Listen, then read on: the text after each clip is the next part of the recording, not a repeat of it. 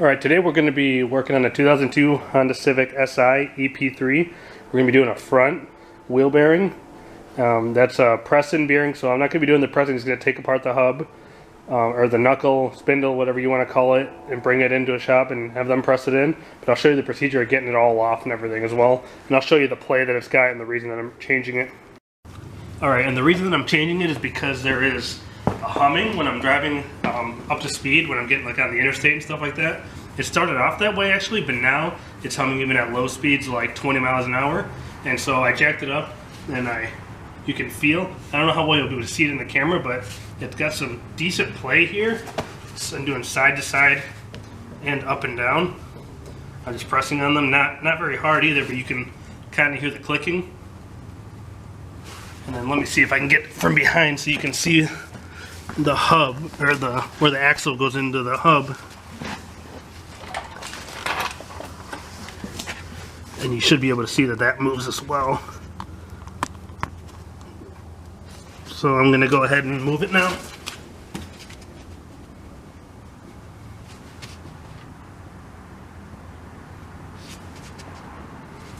So it's pretty easy to see that it's bad. So then go ahead and get it apart and show you what we do.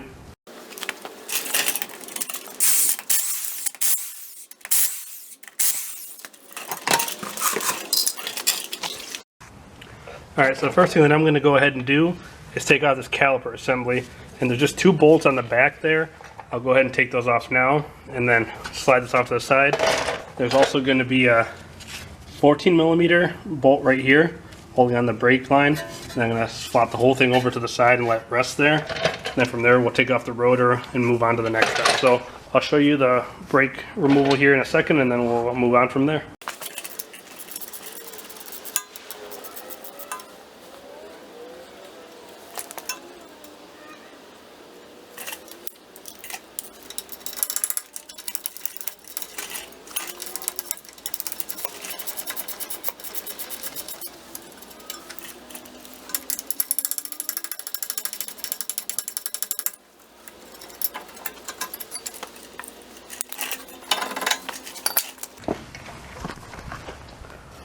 Alright, so we got that off. There was two 17mm holding the bracket on and a 12mm holding the line on. And then I just took off the whole assembly there. You can do it whichever way you want. Some people take off the caliper first, then the bracket. Whichever way works easier for you. Now there's not really a big deal in which order you do it in, but the next thing I'm going to go with is removing the axle nut. So I'm going to grab a flat head and pound out the bent part here with a hammer, and just kind of bend it over until it looks like it's enough so that you can take the nut off. That looks like it's about enough, so I'm going to use my 32mm, and I'm going to use an impact. You can also use a big breaker bar as well. You have to lock the stud somehow from spinning.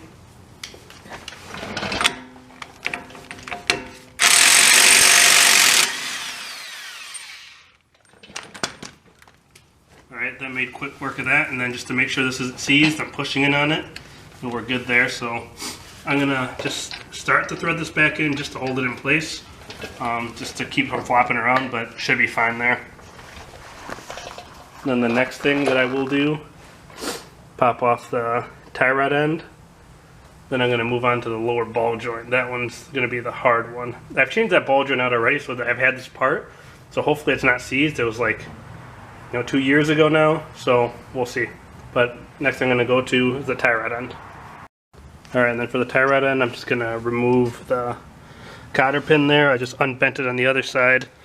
Then I'm going to use the 17mm and just unscrew it. That's loose. Now I'm going to try to break it loose from there by hitting right here on the strut.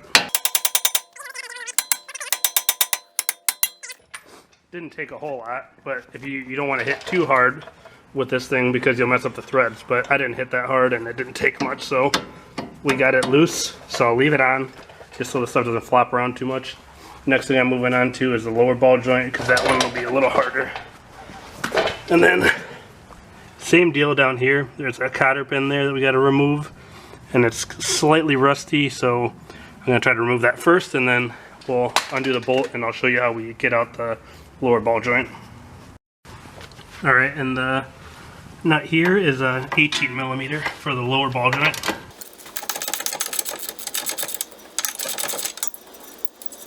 Alright, so I got that nut off.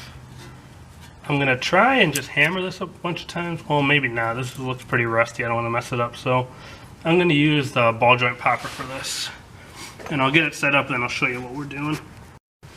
Now looking at this, the boot is kind of ripped already. So it's not really a good sign. That thing's not even 2 years old. So I'm thinking when they get this off there might be some play there. So if there is, I'm going to just warranty replace this. This is an auto parts store specialist. So or special, it's just a cheapo, so we'll see what it looks like once we get it off. Hoping that's not too more. I mean, it looks pretty cracked, but I don't actually see holes in it, so hoping to keep it that way. So we're going to pop this off and see how it goes.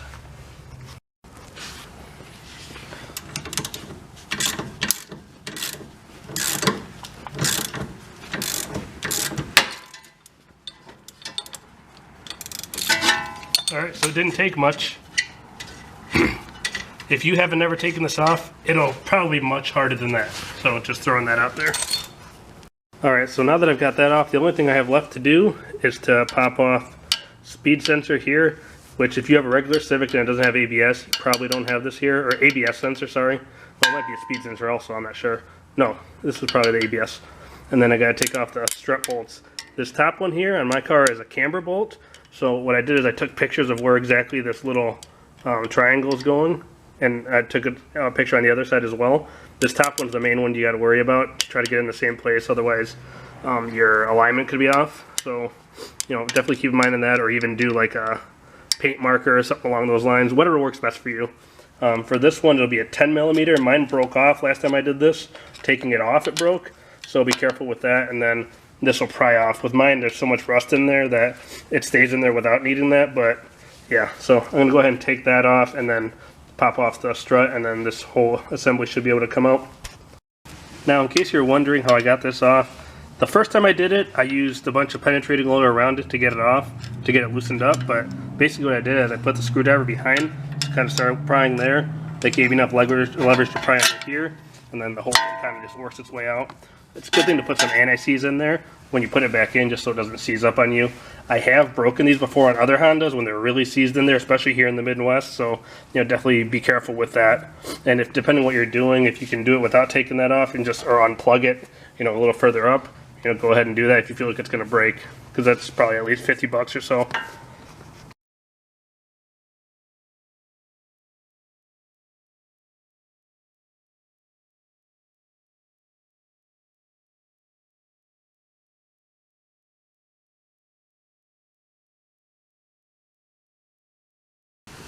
Now you can see here that I've had this apart, so I have it all anti-seized, which is a good thing because this all comes apart very easily. So keep that in mind, especially if you're buying cheap auto parts crap like I seem to always do. So here, now I'm going to go ahead and take off this one here. Give it a little bit of a wiggle. Bottom one's already out. And there we have it. Got it all off, ready to go to the parts store.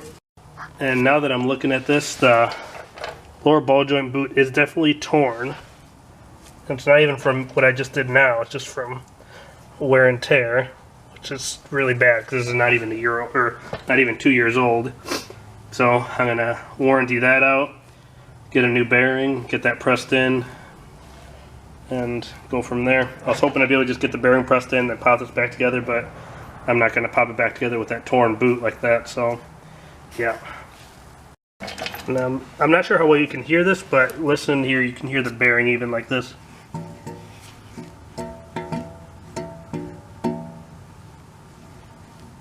Yeah, the camera probably won't pick it up, but you can definitely hear like a scratching noise. So definitely a bad bearing, so we're going to get that changed out. Unfortunately, also the ball joint. May as well catch it now before it, you know, lets all the grease out and lets loose on the highway or something. So, alright, that'll be it for today. And I'll load this up in my car, get the rest taken care of tomorrow night. Okay, and as you can see here, I got my new bearing in. I got it pressed into the shop. Unfortunately, they snapped off all the bolts to the heat shield and somehow mangled it, they said. I don't know. I don't even know why they had to take it off personally. I've gotten this done on the other side by a different shop last year, and they didn't have an issue with it, so I don't know. Maybe the guy just didn't know what they were doing. Hopefully the bearing press is okay. Seems fine. It feels good. It's tight. It's not all floppy like the old one, so we should be good there. Right now, I'm going to go ahead and replace the ball joint, because you can see the boot is torn there, and you can't really see it on camera, but there is a very slight in and out play on it, which will definitely get worse. It's probably because of this tear in the boot, and it didn't even tear when I was taking it off. It was already torn, so not a huge deal. I got a new one. It's under warranty, so I'm going to go ahead and take it off. First thing I'm going to do is take out this snap ring right here. If it's a factory ball joint, it won't have a snap ring, but if it's an aftermarket one like this one is, it'll have a snap ring most likely. So I'm going to take that off there first. I'm going to see if I can just hammer the thing out.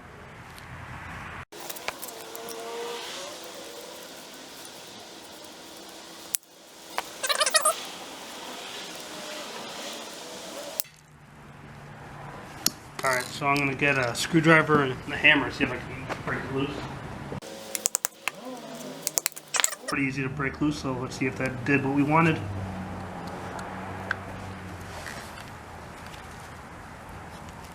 Not quite, but I should be able to get this behind it.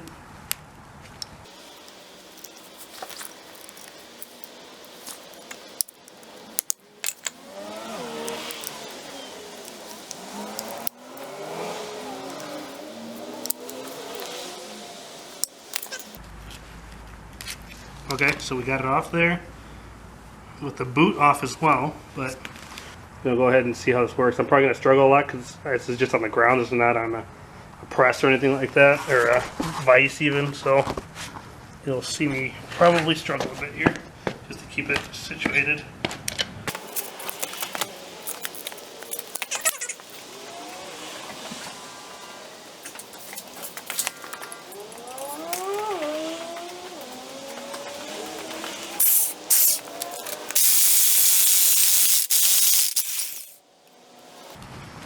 Alright, so impact is what ended up doing it. That one was kind of seized in there.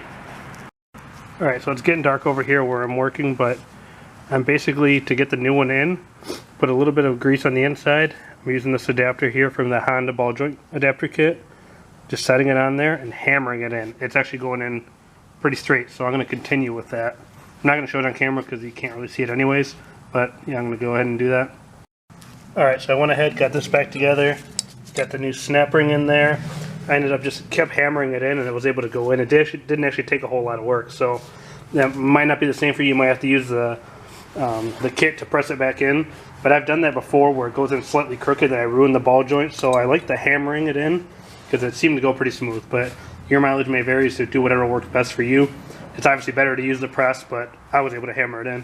And then I got the, make sure do not forget this, because otherwise that thing's just going to pop back out when you hit a bump or something. So yeah, I'm going to go ahead and start reassembling here in a second, and not really a whole lot to show, but I'll show a quick little synopsis of the reassembly. Alright, thanks. Alright, and to go ahead and put this thing back together, I'm really just kind of putting it back together the same way I took it apart, in opposite direction. So the last thing I took off, and then, you know, work my way back to the first thing. So not a whole lot to show, but I'll show a couple steps along the way.